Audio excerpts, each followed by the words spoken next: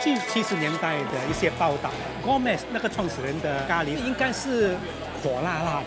Has it always been same level of spiciness for your grandfather's curry fish head when it first started? I think his was even more spicy. 我需要自己研磨那个咖喱粉。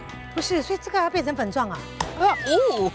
哎，真的很硬哎。我看这个是最难磨的，我在家都没有处理过这样子。哇，这个咖喱的味道啊，已经是古早味了。我想要知道它够不够酸，好像没有什么味嘞。是吗？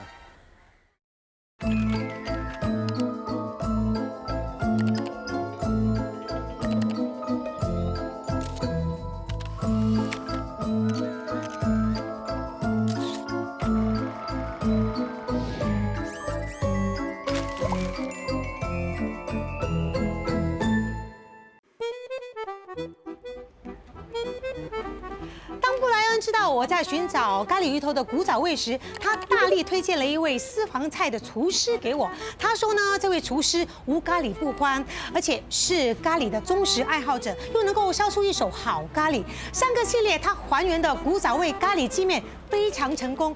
哇，今天我跟他初次见面，见面的地方又是他的家，也就是他私房菜的餐厅哦。过门是客，所以我就带了一些见面礼去会一会他喽。我来了。 Hello， 钟情你好。你好，Chef 表斌。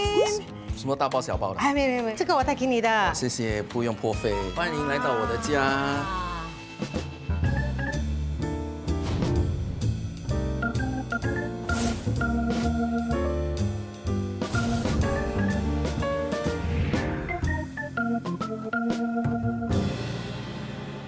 其实我跟陆江合作过2次，然后都没有请他来过我家。我很荣幸，是很荣幸的，真的谢谢你。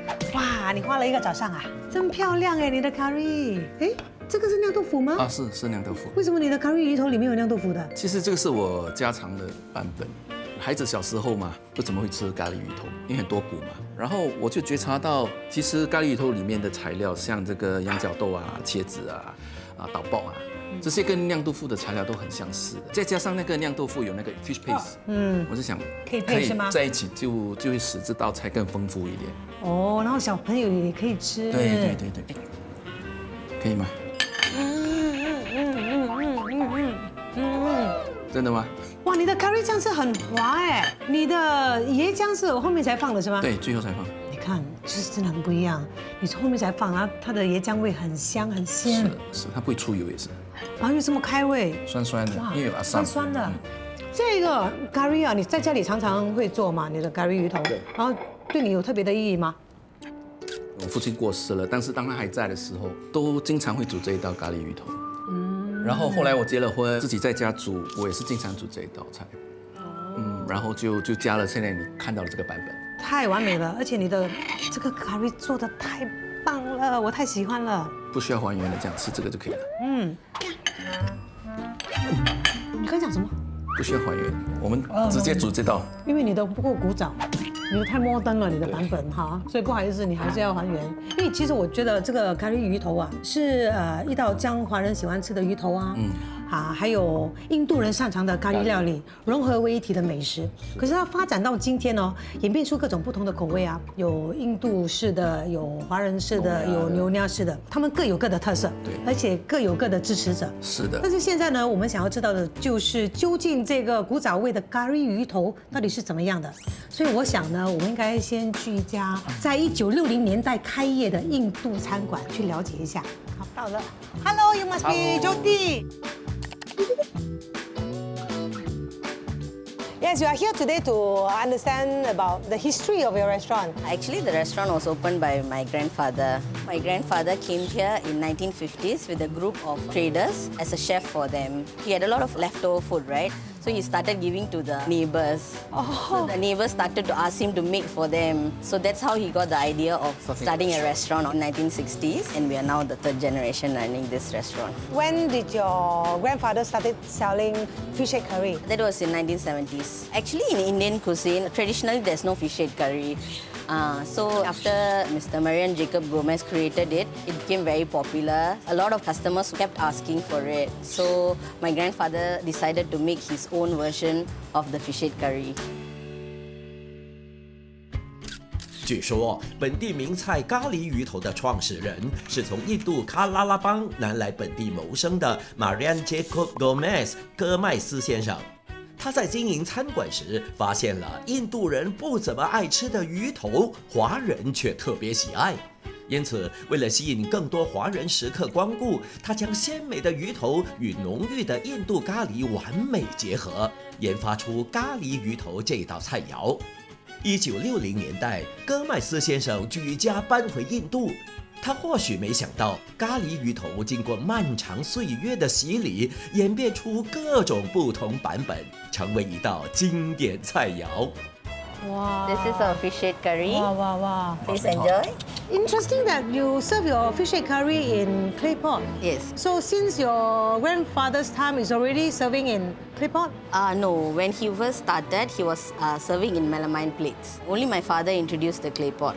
Because the melamine plate, it didn't keep the curry hot for long, so that's the reason. Smart move. The curry is beautiful, you see? Very soupy. Yeah, not too thick. Let me see what kind of vegetable you have 啊。这个是茄子、羊角豆，哇，它的那个番茄已经融在里面了。What kind of fish is this? Snapper. What about when your grandfather started selling fish head curry? Actually, he experimented with a few kinds of fish, and he felt that snapper tasted best as a fish head curry. Let me try. 哇，太香浓了，spicy 啊 Yeah, spicy. 真的 spicy。它不是马上来的，它过一下子它就上来。它是香辣，然后它是好像散开来的，它的那个。Actually, we add in red chili, green chili, and chili powder, and some of our own chili paste. So it gives the That spicy explains, taste, yeah. yeah, the tinge, yeah. And what are the spices that go into the curry? Spices, we have like fenugreek, we have cumin, fennel, coriander powder, turmeric. All these spices. Do you have to grind it yourself? Grind into powder? Now we are, of course, having a larger quantity Of of course. customers, so we are using machines. But during my grandfather's time, he used to grind himself. 保重啊。So can you at least like share how do you make the curry fish head? Okay, actually, we start by frying all the spices in oil, fry it and let it crackle. You don't grind to powder, just No, we use the Spices. seeds itself. And then we add in the onion, the red chili, green chili, the tomatoes, The the fresh. ginger garlic, yeah, the fresh ingredients, all that. And then we also add in our paste also, the paste. And then we fry until the raw smell is gone lah. Then of course we add in the tamarind juice and then we put in the coconut milk. And the coconut milk is a thick 100% Yes. virgin press. Yes, yes. And then bring to boil. Then we add in the vegetables. And the Oh, fish head goes last in. is the vegetable. Yeah. So I'm curious, do you need to fry or steam the fish head before you put it in the curry? Yes, we steam the fish head. Oh. It's half cooked, and then when we are ready to serve, we'll boil it again until it's cooked with the curry. Nice. 啊，难怪这么鲜。 Has it always been same level of spiciness for your grandfather's curry fish head when it first started? I think his was even more spicy. It was even yeah, spicy. I think my father toned down a lot from his version. The thickness, the viscosity, Yeah, fish head curry has always been a little soupy kind compared of to curry. your traditional Traditional egg is curry, very it's thick. thick. Yeah. I see. The foundation of our restaurant is the recipes created by my grandfather. Well said. So we really wholeheartedly try to stick to it. Wonderful. So your grandfather must be very proud that his tradition lives on. Yeah, I hope so. Yeah. This is magic. Thank you so much.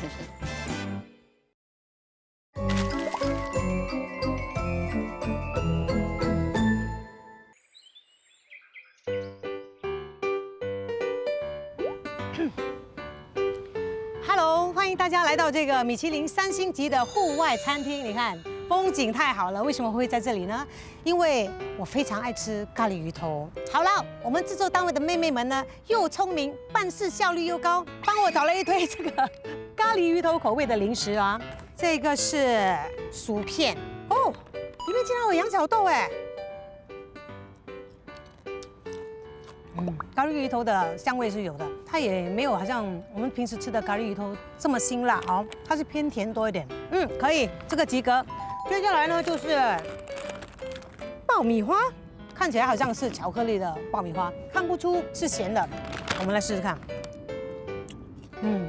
咖喱鱼头的那个味道很重，有那个鱼香，够咸，这个非常成功。好，接下来这个是咖喱鱼头口味的杯面。OK， 这个是味道哈，比较薄一点的那个汤汁啊，里面有豆脯、迷你型的高丽菜。这是鱼肉吗？鱼肉哎，真的是有鱼肉哎。哦，可以晚上当宵夜吃，还不错。OK， 现在呢，最后一个呢，也是我最好奇的。哇，这个很漂亮哦，这个是红萝卜吗？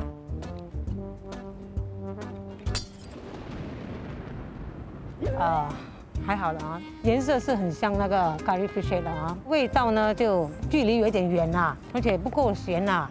大家一定很好奇这个饼干有什么特别呢？其实呢，这个饼干呢是给狗吃的。是的，我也有今天，轮到大家吃狗粮啊。不过放心，这个给狗吃的狗零食呢，人也可以吃，因为它这边有强调啊，它是 human grade。为什么会有人想到要做咖喱鱼头口味的狗零食呢？好，我现在就去找这位狗零食的生产者，跟他了解一下呢，他在制作这个狗零食的时候有没有什么有趣的故事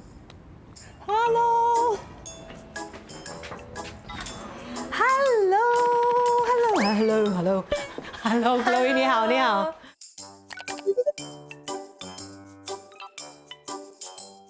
你怎么会想到要做一个咖喱鱼头口味的狗零食呢？其实我是在吃菜饭的时候，我想跟家里的小狗分享我的咕噜肉，可是我妈妈不准，她说太多调味料了，所以我就从那里想到我们如何把这些本地的美食改换成能给狗狗、猫猫吃，所以我就先开始做这个咕噜肉，过后我们就做了波波叉叉。哦，这甜的吗？不是，这个是用猪肉做的，因为狗狗就是要吃肉嘛。可是做了这2个过后，就发现有些狗它们对猪肉有过敏，所以就在想有什么其他的就是本地美食不含猪肉的，然后就从那边想到，我们就做咖喱鱼头吧。哦，所以狗吃的咖喱鱼头跟我们人吃的咖喱鱼头有哪一些不同？我们不用鱼头，因为狗吃零食的时候，它们可能会太兴奋，等一下可能会啃到，所以就把它换成纯三文鱼肉。我们也换了辣椒，因为狗不能吃辣椒，所以把它换成红灯笼椒。可是我们就保留了那个羊角豆。还有黄姜粉，因为这2个对狗有益。我们首先就是把那些材料搅碎，搅碎了就放在模具里，给它冷冻，大概1天。隔天我们就把它脱模，放在一个冻干机里，大概要36到48个小时，把那个水分抽出来。是很漂亮，谢谢。所以这个狗狗都喜欢吃吗？当然啦。他们的主人有吃吗？喜欢吗？有些主人有尝试，他们觉得有点干呐，可是味道也是有点淡，因为我们没有放好像调味料。对，是。所以希望呢，你将来有更多美好的这个口味来造福这些狗狗们。谢谢。要吃吗？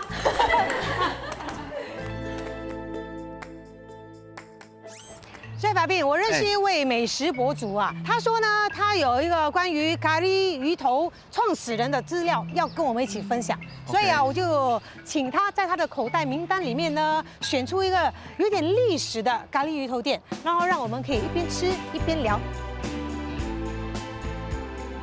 Tony，我们来聊。哇，你好，来的刚刚好哦。上菜啦，来，请坐，请坐。谢谢你推荐这家咖喱鱼头店哦。不要告诉我你来过哈。不瞒你说，我真的来过。他们除了咖喱鱼头，I think他们挺出名的是蒸那个鱼。哦，所以这家店他们擅长各种鱼料理咯。对。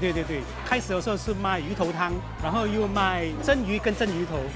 82年的时候就开始自创了他们自己版本的咖喱鱼头。哦，这个跟印度版的有一点不一样，因为它要给那个咖喱吃了会比较清爽一点，它就加了很多菜，哦，这个是主要的菜啊，黄梨、羊角豆、茄子、番茄。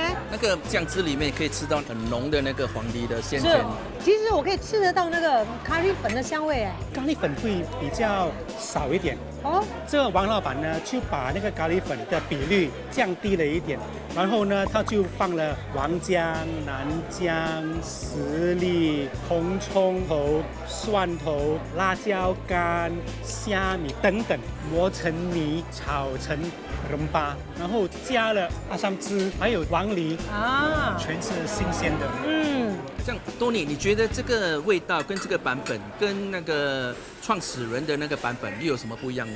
根据我所看到的70年代的一些报道 ，Gomez 那个创始人的咖喱是以南印度的咖喱版本，所以这应该是火辣辣的。看一下看一哈看啊，这些材料都是在厨房找到的，红辣椒啦、黄姜、桂皮、八角、小豆蔻、丁香、胡辣椒粉，其他的有咖喱叶、胡萝卜、芥菜籽。哇，听起来都很辣。对 ，OK， 还有很多其他的材料来，红葱头啊、蒜头啊、番茄、茄子、羊角豆、黄豆、黄梨、青辣椒，还有伊林冰，就是酸杨桃啊。所以有可能呢，咖喱鱼头也会用到这些其中的一些材料。对，看这些材料，你会不会觉得以前的人都是用这些比较水果的酸跟甜，是不是后来的人才用阿桑汁来取代那个酸跟甜？也有可能。因为现在有人用酸杨桃吗？比较少。比较少哦。因为如果你用酸杨桃就不用阿桑了，对吧？对，酸杨桃的味比较鲜一点，哦，比较 sharp 一点啊。刚刚你说这里用的是什么鱼？红丝鱼。啊，红丝鱼。你觉得创始人 Gomez 的那个时候，他们卖的咖喱鱼头啊，用的是什么鱼呢？听说他们用巴当鱼头。哦。这家呢，他们蒸鱼是很有名的，所以我相信他们在煮这个咖喱鱼头之前，他们先去把那个鱼头蒸了，对，再放下去煮，对不对？但是我觉得 Gomez 应该是不会先蒸鱼头，他直接把那个鱼头放进去。我相信也是这样。Gomez 他们用的咖喱粉香料会比较重，就不必说要蒸过了去腥，就直接给那个咖喱的味道盖过那个腥味。所以它应该是没有这个蒸的程序。今天托尼讲的你都记起来了啊，因为我们再也吃不到 Gomez 的咖喱鱼头了，但是我们可以考虑还原一下这个 Gomez 的咖喱鱼头的一些元素，好不好？酸杨桃。谢谢你，托尼。谢谢你，谢谢你。这个很好吃，来吃，不要浪费。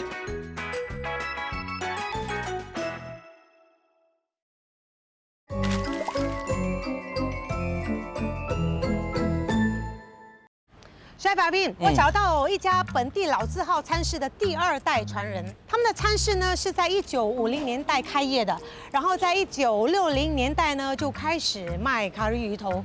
当这个咖喱鱼头的创始人 Mr. Gomez 离开新加坡之后啊，据说就属他们卖的咖喱鱼头历史比较悠久。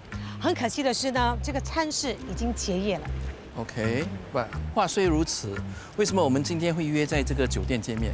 这也是我的一个疑惑，没有关系，我们见了面再跟他聊，好不好？好好好。Hello， 你好，是开州吗？是的。你好，周晴。开州问你一个问题啊，听说你是第2代传人，那你爸爸是在什么情况下开始售卖这个咖喱鱼头？我爸爸是1936年从中国福州过来新加坡。来的时候就有在印度餐馆帮忙过了，1951年就自己开店了。开始的时候他有卖小巴蒂，到了1958年就开始有咖喱鱼头，到了60年才 specialize 咖喱鱼头了。就爸爸认识 Mr. Gomez， 他有吃过他的咖喱鱼头吗？他们也是认识的啦。我爸也是会问他怎样煮。所以你父亲的咖喱鱼头的煮法是跟Gomez是很相似的。差不多会改一点点啦。所以你结业之后，你们家的厨师我就介绍我的厨师过。哇，很好啦，所以就在这边见面嘛，因为这个酒店的餐厅跟厨师就继承了你们家的咖喱鱼头。对对。哇，来了。哇，这位是 Chef 梁。我先试一下那个迫不及待。咖喱，我也要试试看。我想吃到有有一丝一丝的东西在那个汤汁里面。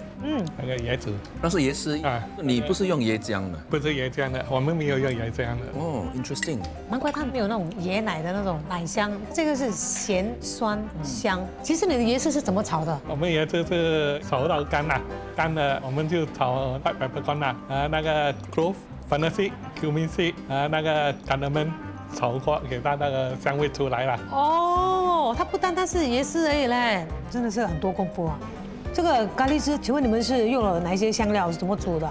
以前我爸爸用的是干辣椒、coriander、丸姜、cumin，那个 fennel seed 是自己买来自己调咖喱粉啊。哦，那你煮咖喱的时候，你一定会炒一些香料嘛？有放那个 mustard seed、咖喱叶、大葱、那个姜。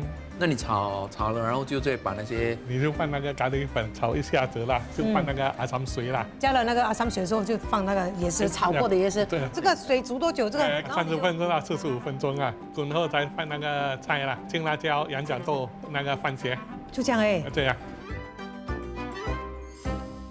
如果我们是要还原最早期的那个古早味的咖喱鱼头，我们应该是选择用巴当。对了，巴当。那时候我们早期也是用巴当鱼头的。知道为什么后来没有用巴当鱼头了吗？因为人家不喜欢这个肉太多。肉太多了，不要吃肉。硬这样啊？对，太多肉也是人家会吃到怕。现在用的是什么鱼呢？这个是安格鱼。我们是用姜片啊、花椒酒啊，把它去腥，再蒸8分钟，我们就放在手上备好的咖喱汁里面焖大概3到4分钟，就装进砂锅里面。那时候我爸爸的咖喱都是放在咖喱是咖喱煮了，生意比较好，那个炖会比较快一点啊，我们就蒸再放进咖喱汤滚一下子了。所以那个时候吃咖喱鱼头的时候都是配饭的嘛。50年代就茶巴丁没有饭，到了60年开始有饭，70年这样才开始加那个巴巴汤了。其实煮一个古早味的这个咖喱鱼头啊，真的是很多功夫啊。你们有没有做一些改良或者调整呢？我还是保留传统的做法，咖喱粉啊、香料啊都是用一样。所以材料跟顺序都是照跟以前的煮法。不一样的是，以前是煮大锅的，我现在是煮小份的，味道肯定有一点。会更好了，看看姜，有一点偏差啦，有一点偏差，但是我会尽量做到像以前的味道啦。是古早味，对，是很满意啦，很满意啦，要100%是不太可能啦。那当然，因为我们已经来到一个不同的时代，那我们每个人的口味都不一样，不一样的，而且这些食材的品质。还有你烹煮的这个环境都不一样。你要做出一个古早味，已经是一个很大的挑战。如果你要做到你吃起来还能够让人家有那种很暖心的感觉，那更是很难能可贵呀。所以今天特别感谢2位这么无私的跟我们分享，谢谢，非常非常感谢。我现在要去见的这位朋友呢，是一位很有想法、很有抱负的年轻厨师 Chef Adrian。他通过很有创意的烹饪点子，跟本地的农夫合作，以 Farm to Table， 也就是从农场到餐桌的这个概念，积极推广本地的美食和食材。所以我现在很期待他到底为我准备了怎么个不一样的咖喱鱼头呢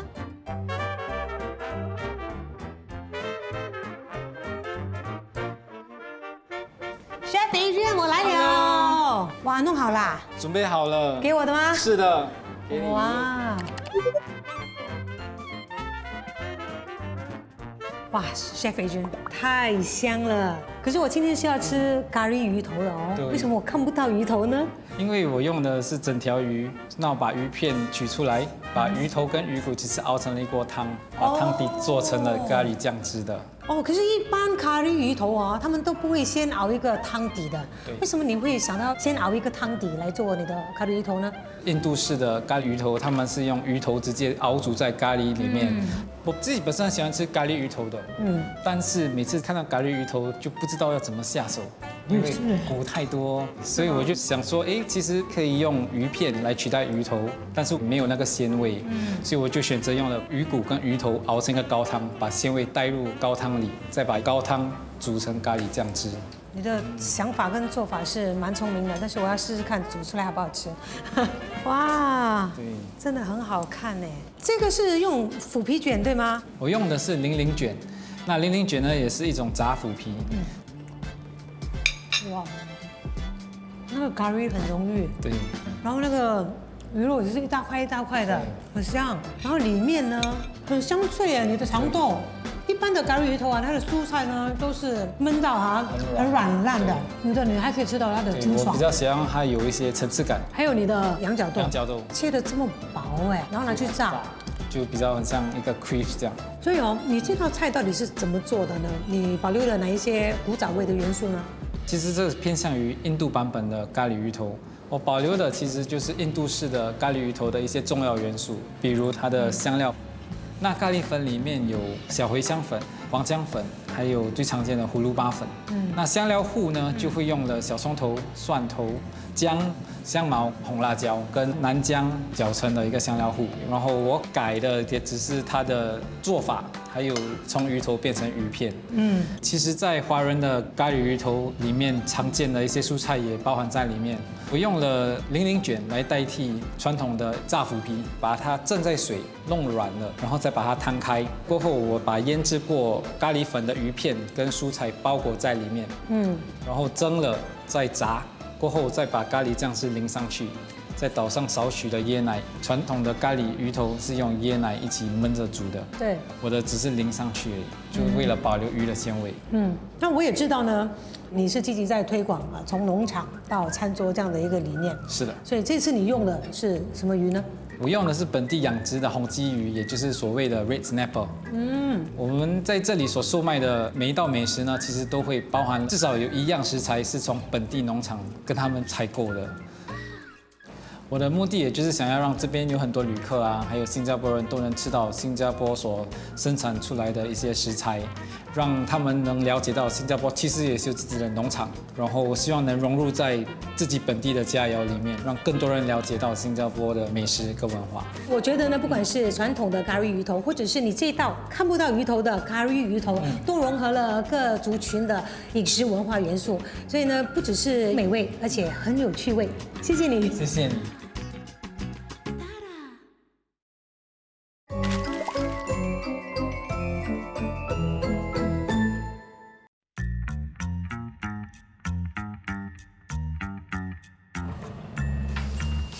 哇，各种酸甜苦辣咸的香气扑鼻而来哎，Chef，你会不会觉得啊，现在我们就像悠游在咖喱汤中的鱼啊？哎，不是，我不是鱼啊，我是羊角豆，你是鱼头。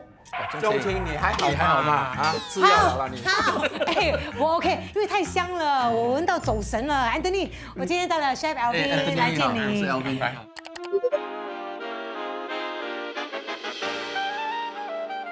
我们来这里是要了解一下哦，你们是从什么时候开始做这个香料调配的工作呢？我母亲在1970年代的时候就卖香料，从那边开始的时候，不同种族的阿嬷来跟我们买的时候，她要我们帮她配料，每个阿嬷的食谱完全是不一样的，我就会是就是就学会跟他们问他们阿嬷你调味这个是要煮什么，所以从那边我就开始我这个阿嬷的 secret recipe 就偷师了，哦，就跟他们学习了。对，我学好了，就是在1986年我就自己营业。那你还记得你以前小时候吃的咖喱鱼头的味道是怎么样？小时候我吃的鱼头是其实那个印度式的味道，所以他们的配料啊是比较浓一点。印度人的咖喱啊，他们很喜欢加上葫芦巴。mustard seed， 还有一个小扣扣、丁香、八角跟桂皮。我发现，在很多那个咖喱鱼头的食谱里面都有这个葫芦巴这个香料。其实这个葫芦巴是给咖喱浓度了，吃起来你的口感很浓这样。哦，那口感比较浓郁一点。为啥？你是不是要煮咖喱鱼头？对。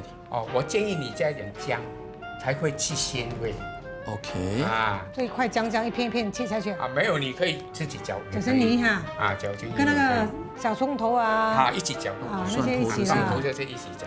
OK。所以你刚才你说那个葫芦巴、那个 mustard seed、那个 cardamom、丁香、桂皮和八角，这些我们都需要用到。可以，全部都有。我需要自己研磨那个咖喱粉。OK， 我需要那个干辣椒、黄姜、圆水子、小茴香跟大茴香。OK， 我这里是没有黄姜，这边是有黄姜粉。所以自己研磨的话有什么技巧？你一定要烘先，才给它比较脆一点，才容易比较干啊，干跟脆才容易磨咯，粉对。所以你要的东西 Anthony 都有了哈？都有。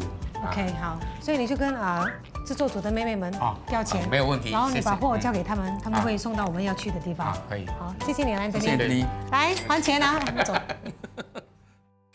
我现在要去见的这位老朋友呢，他是本地少数售卖印度尼西亚巴东饭，也就是 Nasi Padang 的华人老板，而且他的餐馆历史悠久，他的餐馆有售卖2道和咖喱还有鱼头有关的料理，我现在就要去尝一尝。哎 ，Hello， 谢老板，好久不见，你好吗？我很好。哎，那个上次我们不是有找 Jenny Poo 吗？最近我收到一封信，从英国来的，问我那时候我们有一个服务员叫做 Jenny， 她还记得她，但是我找不到她。Jenny Poo， 如果你在看电视，请联络谢老板，谢谢。有联络上吗？没有了，没有哈。那个英国人已经很失望了。缘分已尽了哈，还好我们的缘分继续。所以今天我来哦，你为我准备什么好料吗？我准备的特别的 Nasi Padang 的 curry fish， 跟 Nasi Padang 的 asam pedas fish。正好就是我想吃的，肚子饿了。哇，谢老板，这2道鱼料理的颜色完全不一样哦。这个是我喜欢的橙色咖喱鱼，另外一个呢就有红色，看起来是挺辣的。对，我们叫做 asam pedas fish。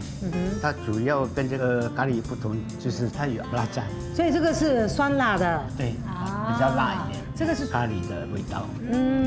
那我记得你曾经跟我说过，你们是大概1950年代的时候就开始卖巴东饭，然后你是第2代的传人，对吗？对，1935左右吧。我爸爸他就是开一个 coffee shop 这样，卖点西餐啊。到50年的时候，他有一个朋友，印尼人，叫他卖 Nasi Padang。所以我爸爸就卖 Nasi Padang。所以这个咖喱鱼是属于巴东菜。我现在吃的这个是巴当鱼，对不对？是巴当鱼啊。所以那个时候1950年代的时候，你们卖是用巴当，因为我们要切一块一块的吧。那么这个肉刚刚好切的，会比较漂亮，而且煮咖喱它味道比较香。那请问这个咖喱鱼跟其他巴东咖喱菜肴的煮法有什么不一样吗？我们的煮法差不多一样，起初我们就是把椰浆润烧。就把那些 spices 一样放进去，这样煮，那么把它搅，然后就是要看它的 texture 啦。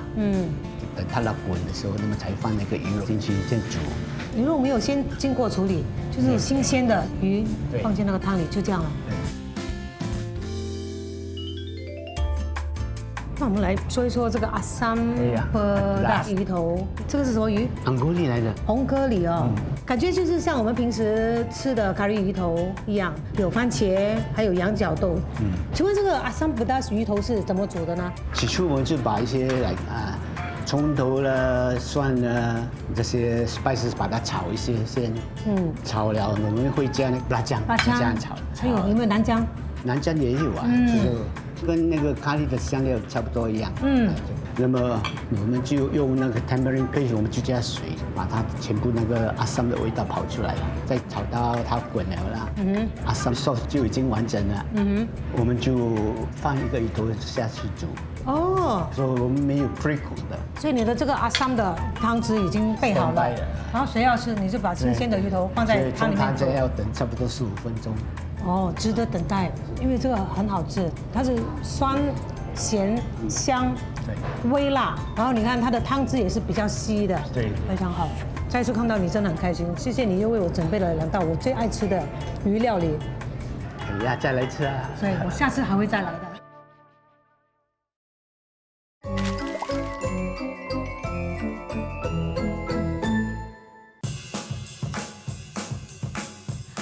大兵，欢迎来到这个终极厨房。OK， 我们也听了很多故事了哦，也拜访了几家老字号。是的。所以你决定了没有？你要还原什么版本的古早味咖喱鱼头呢？ OK， 我们今天要还原的是印度式跟华人式两个拼合在一起，会稍微辣一点，口味会重一点。很好。给第一步我们要炒香这些香料。哎，德利有说过，记得吗？我们去买香料那间店，这香料过后要中成粉。好的，可以。中情中粉。All right， 可以。这个哦是 turmeric， 对，干的，这已经是干了，所以我想应该是不用炒了。不是，所以这个要变成粉状啊？应该是可以，它哦，哎，真的很硬哎，不是开玩笑的。哦，可以，是可以啦，但是但是你要出力一点啊。你要多少啊？那个黄姜粉我好像有点难度哎。我还没有决定啊，所以你中到完了。这边火应该是热了，我先炒 coriander seed。哇，这个火挺大的。哦，超大了。我已经关火了。这个等一下你中。这个中出来变成咖啡粉了，我觉得。大茴香跟小茴香。我觉得我很厉害。K， 你看，粉看到吗？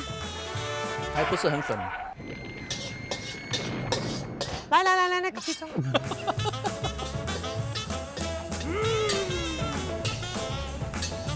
看到吗？啊，我已经中到这样细了，你才来磨，当然容易啦。OK， 好，来，差不多了哈。OK， 我这个也是 OK 了。OK， 我处理这个姜。你切先哦。哇，你很好嘞。啊，我很好，我知道我很好。你帮我很多哎，比 Brian 帮我更多。你比 Brian 好。OK， 种完这些种这些哈。OK， 好，那你要做什么？还有辣椒干。我看这个是最难磨的，我在家都没有处理过这样子。好啦，那我就切这个啦，切小一点，要种比较容易吗？对吗？是。我这个礼拜不用去 gym 了。你看他这样大块这样，怎么可能没有去 gym？ 你以为他生出来这样吗？啊，要知道哈，你看到这样的身形的人啊，你们要对他们致敬啊！真的可以嘞，你看。真的，当然可以。OK， 辣椒粉好了。好。哇，真的是磨成粉了，哇。铁棒都可以磨成针，你的那个干辣椒当然可以磨成粉啦。是。我们现在的这些动作就是自己做那个咖喱粉啊。对的。哇，太厉害了！虽然很辛苦，但是很有成就感。是值得的，这是值得的。好，来，好，来，我们来种这个哈，可以吗？啊，这个要磨成泥，打，又打又磨。3天3夜之后呢，终于把那个辣椒磨成泥了。好，那接下来我们要磨什么？都可以啦，你选啦。啊 ，OK， 我选哈，姜啦，姜。刚开始比较麻烦这个。哇，厉害！接下来蒜头。好。小红葱。OK。好，来做好了哈。哎，这个是酸杨桃，对不对？对，酸杨桃。然后我们不是觉得说它可能是用酸杨桃来带出那个咖喱的酸吗？就是没有用阿萨姆。哎，试试看啦，反正我也是有带阿萨姆，如果这个不行啊，我们再加阿萨姆。好。OK， 需要用很多吗？多酸我也是不知道。来，你试试看。哇，很酸啊？酸，我是果酸的。果酸好啊。一定要多点。好啦，可以吗？可以，我们流了10斤的汗，来磨出了1斤的香料。OK， 所以你要怎样处理这些香料？第一步就是先炒那个圆形的材料，你炒我加那个香料好不好？好。我们是用火炭吗？火炭不可以关小火的嘞。OK， 那这样动作要快咯，对吧？等一下太热，你要拿起来。我？或者你叫我？我会叫你。先炒什么？咖喱叶。好，这样多啊？哎呦 ，OK， 好。Cinnamon stick 好。八角好。这个是要丁香那个。丁香。这个不要太多。这个是 mustard seed。芥菜籽，还有呢？葫芦巴。葫芦巴是给它比较浓郁的，对吧？他讲。对 ，Anthony 讲的。这个是小豆蔻。这些材料我们在访问几家那个老字号的时候，他们都是有提到了，所以就用了这个。加那些。火可以开大一点。来，你拿着，我帮你开大。然后你闪过去那里。大一点是吗？对。那个火够大吗？limit 了嘞。我的磨豆的把握就这样，来，你的磨豆比较大，你去啊。要再香一点。再一个步骤，先下这个蒜泥、小红葱，姜。好。这个不要酱多。辣椒泥。要辣吗？不是要辣的吗？辣啊！下，因为不只是辣嘞，它的颜色很重要。OK， 这个很重要，盐水粉。大茴香、小茴香，这个不要这么多。个是黄姜粉，啊对放到完吧。放到完了。哇，这个辣椒粉呢？哦，辣椒粉要调色我们调色。控制一下哈。哦不，OK。够再加了，我好怕太辣。所以要炒到什么时候？因为我们现在刚刚加了那个蒜泥、姜泥这些新鲜的材料啊，对，油滴酱要炒到那个 raw 的味道没有掉，那个香味出来。很好，可是要花一点时间。趁我在炒的时候，你要不要先去准备那个鱼？对，鱼来，鱼我们今天选用的是巴当鱼。开州有说过，他父亲开始营业的时候就是选用这个巴当鱼头嘛。对，我们他们也是用巴当鱼头。是，你要用盐嘞。我知道，我先洗干净了就抹盐。它已经开始有点起泡泡了 ，OK 哈。我们加这个酸杨桃。对，给它的酸味。OK， 你可以站在我的右边吗？为什么？因为你挡住我了。你看那个妹妹要走来走去，因为你嘞。啊，这样可以吗？对，这样好。下一半线了，我怕太酸了。哦，还有掺水嘞。对，现在掺水，不要太多水。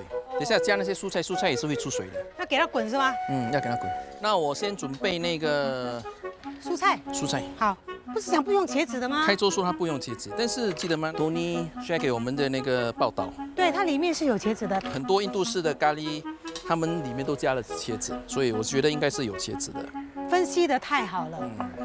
哇，这个咖喱的味道啊，已经是古早味了。我想要知道它够不够酸，但是我们还没有调味，所以。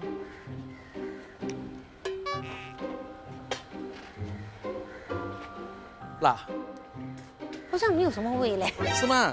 很香，可是好像没有什么味嘞。因为还没有加盐，盐下去就不一样了。滚了吗？滚很久了。你看，我跟你说，番茄也是酸的嘛，加那个番茄下去，那个味道一定出来的。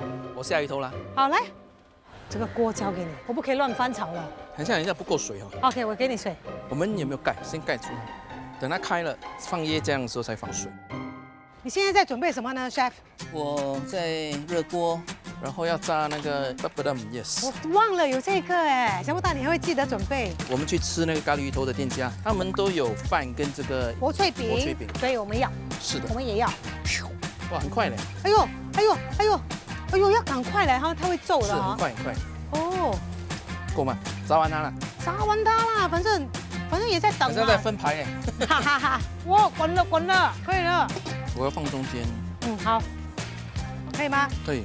所以就再一次等它滚就可以上菜了。哇，四模四样了。滚了，好，调味，加盐。OK， 非常好，可以开饭了。好，开饭。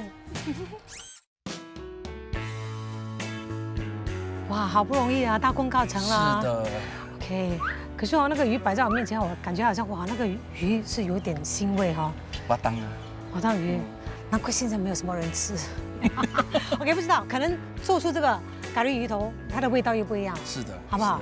我们不要对它有成见哈。OK， 茄子好，来，这个是羊角豆，我先尝一尝这个咖喱哈。古早味怎么样？哇，我不知道古早味怎么样，不过今天我们自己磨那个香料，还有那些食材，是这样子直接炒出来。所以它的质感是比较粗啦，它的香料，它的味道啊，真的是很浓郁啊，它也没有我想象中辣呀。还好。哦，来了，哦，来了，有，哇，越吃越辣，好，然后这个鱼肉，哇，还好哎，还好，可是还是没有红蛤蜊或者是那个红鸡，这么样的嫩，它还是蛮软的。很新鲜，然后刚才我们有放那个酸杨桃嘛，可是它没有我想象中那样酸，酸得来是比较香的，就是清淡的果酸那啊。因为如果平时我们放阿萨嘛，如果喜欢吃酸的，它的那个酸是很刺鼻的，然后你会觉得比较直接，哇，比较马上醒了那种啊。这个不会，明白你的意思。这个是刚刚好。以前的人煮饭真的是比现在人辛苦很多了。你看刚才我们要磨那个咖喱粉，现在连咖喱粉都不用买了，你就直接买那个配好的咖喱鱼头酱料。是，我是觉得以前的人会在煮饭的过程中找到烹饪的智慧，就好像创造出这道非常美味的咖喱鱼头的 Mr. Gomez。我相信呢，他想不到啊，他的创意竟然可以影响好几代人呢，还继续不断的在做出不同的版本、不同口味、不同特色的咖喱鱼头。但是我们也知道，咖喱还有鱼头是属于两种不同饮食文化的食材。对。而这两种食材的结合呢，感觉好像是在诉说着 Mr. Gomez 还有无数的异乡人是如何很融洽的、很和谐的融入在一个截然不同的他乡。它牵引着很多人的故事，还有很多人的回忆。同意，很好所以你要多吃。我一定会吃完它，辛苦你了。